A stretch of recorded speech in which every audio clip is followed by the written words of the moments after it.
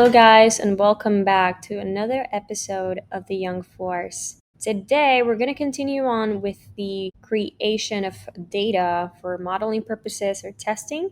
And in this case, I'm going to bring you some examples on how to create and update single records using Apex. We're also going to learn how to account for relationships programmatically and how to create multiple records using the anonymous window. Without further ado, here's today's episode. So to make my life easier, I'm going to be reusing the same playground that we used for the schema builder examples. And I already have a car and a driver objects that I had created previously. But I first have to do a couple of things in order for me to have this visualized and for us to test that my coding works later. So first, I want to walk you guys over here to creating a tab. At the moment, if I look up, for example, cars here, you'll notice that nothing really comes up. That means I haven't created a tab for it. So I'm going to go ahead and click on new. And I'm going to give it a car. You have, oh, there's a car tab. Look at that. All right. Yes, default on for everybody. Maybe I can put myself over here to the left and save. Wonderful. And we're going to do the same thing for the driver. All right, I'm going to give the driver a little star. Why not? And then I'm going to go to the object manager and search for car. And I'm going to give it a page layout. So here's the page layout right now. As you can see, it has a car name, an owner, created by, lost modified by. And I'm going to put the driver up in here as well. And then I'm going to do the same thing for driver. And I want to do one more thing. I don't just want to have a lookup field. I want to have a master detail field. So I'm going to change field type to master detail. The reason why is because this is going to differentiate the way that we code this relationship. All right, so we save. And I want to edit this page layout as well. And then add my contact in here. Oh, as you can see, it immediately makes the contact required because this is a master detail relationship. All right, so we're ready now. Let me look for car. Okay, so I want to create a couple of cars here so you can see visually what happens in Salesforce when you create this, and then we can compare to my code. So our first car could be just a Chevy Camaro, and we're going to create a new driver. When we create a new driver, notice that the contact is also required. That means we're also going to have to create a contact. So I'm going to quickly create a Miss St. Clair.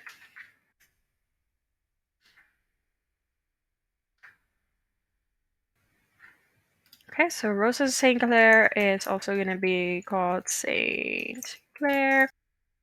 All right, so this seems a little bit redundant, but it's only to prove certain concepts that I want to show you programmatically, of course. So now we have our new car. I'm going to save. And here we have it. We have a Chevy Camaro with the driver Rosa St. Clair. When I click on the driver, I should also see my contact. Fantastic. So if I go to my cars and click all, just to prove to you all, there's only one, okay? But we're going to make more.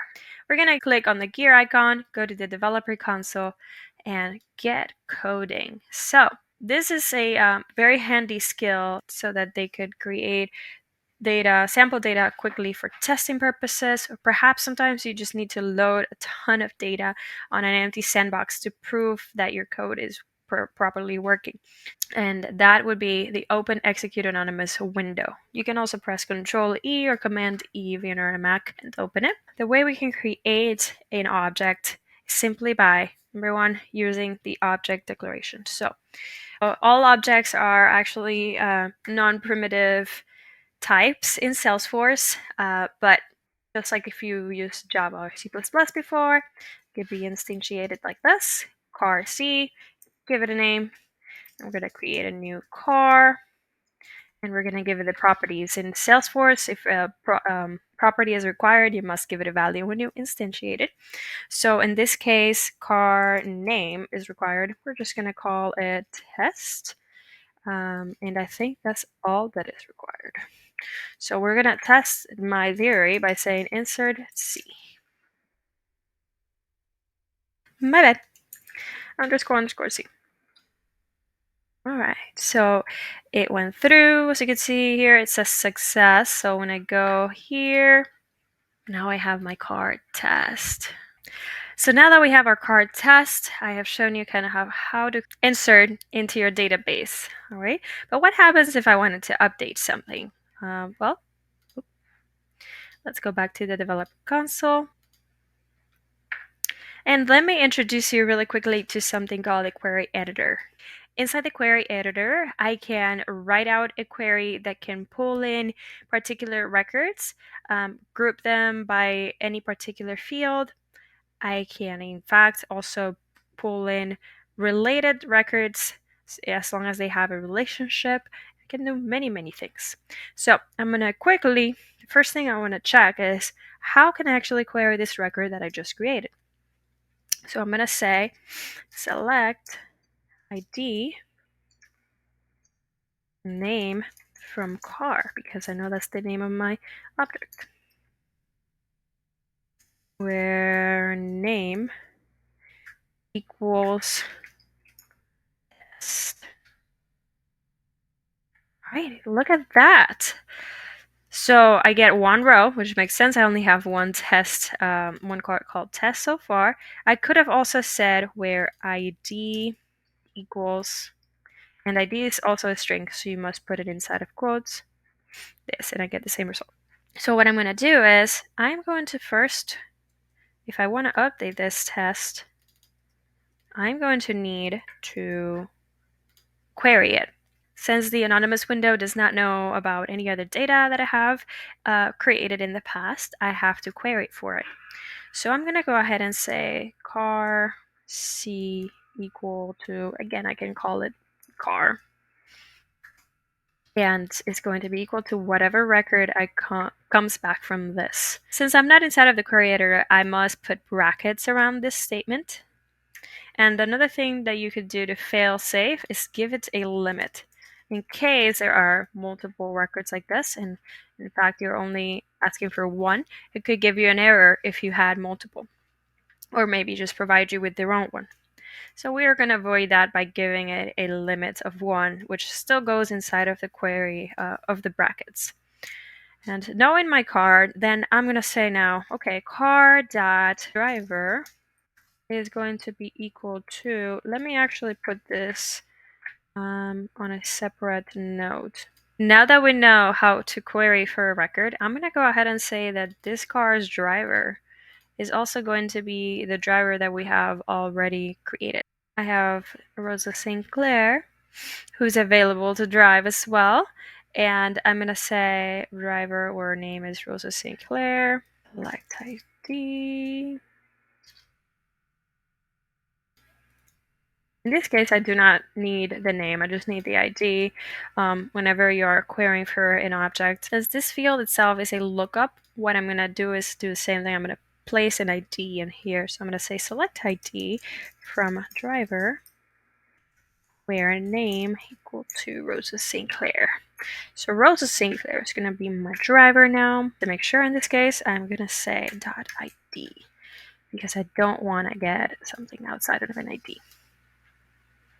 And finally, we need to say update car. Let me try this. So I had ID in here and it needed to just be name. That ran and I know it succeeded. If I go back to my cars and I check on my tests, now my driver is also Rosa St. Clair.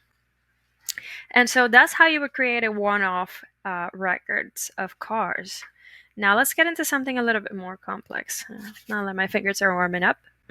Let's create a fake scenario where I need to test that my functionality of having different cars with different people would work with a lot of records. In this case, now, since you're creating massive amounts of data, you do not want to have an insert per each object. So what we recommend always is to create lists, update or arrange your records inside of those lists, and then finally update or insert all of those lists at the same time. Or, sorry, the one list with all the records inside at the same time. Let's say that I wanted to create 100 contacts. I'm going to go ahead and say contact list. Going to be equal to a new list of contacts. So this very similar to C++ or Java. Then I'm going to go ahead and say I'm going to have a for loop. Very regular for loop. So integer I equals 0. As long as I is less than 200, I am going to go ahead and say I plus plus. Then, inside of this for loop, I'm going to go ahead and create a new contact. Contact C equal to new contact. And the name of the contact is going to be test plus I. Now, just to double check, let me see what other fields are required on contact, because I don't remember off the top of my head. Yep, it looks like only name is required. Okay, sounds good to me. Okay, so knowing that only name is required for this field, I'm only going to fill out the name for now. So we're going to call it live test for fun. And we're going to append I so that each one of them has a unique name. And for that reason, I'm going to go ahead and start at 1. And at the end, I'm going to go ahead and say con list that add this record that I just created, please, that I named C. And finally, we're going to insert our con list. Just like that. Execute. Thing I had forgotten about in Salesforce, name field is actually programmatically concatenating last name with first name. So we're going to be saying last name instead of name. Let me try that. There we go. Okay, so now that we have that, let me check if my contacts got created. There we go. So we have 200 new contacts. Woohoo! So with that, what if we wanted to do now pair these contacts to my drivers? I'm going to go ahead and look for my driver objects to have it here in handy. Okay, so we know that our drivers are connected to our contacts. Whenever we create a driver, we'll need to pair it up with a contact. Okay, so this is getting a little bit more complex. How exciting. Okay, so we have a list of driver. I'm going to call it the new list of drivers, which I call driver underscore C. What is required on driver? We need a contact and a driver name. But that feels a little bit redundant. The good news is that we can get rid of redundancy in code. So I want to show you really quickly an example of bad coding before we continue. So here it is.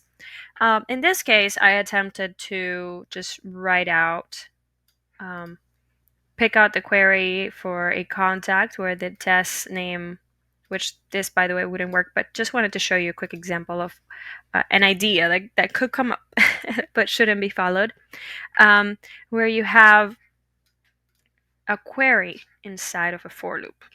All right, we never want to have a query inside of a for loop, but especially not when you're going to be iterating more than 200 times, because you will hit Salesforce governor limits. So in this case, just to avoid this bad example, I'm just going to quickly query for one record in this case, maybe you could query for a couple of records. That's not a big deal, of course. Query for 10. But I'm going to do this con1, and then I'm going to say for integer I, I'm going to create another 200 drivers. Unfortunately, these 200 drivers are all going to go to the same contacts, just because this was, all in all, just a really weird architecture that I created in order to give you some example. In real life, you should never have this type of relationships that create redundancy, right?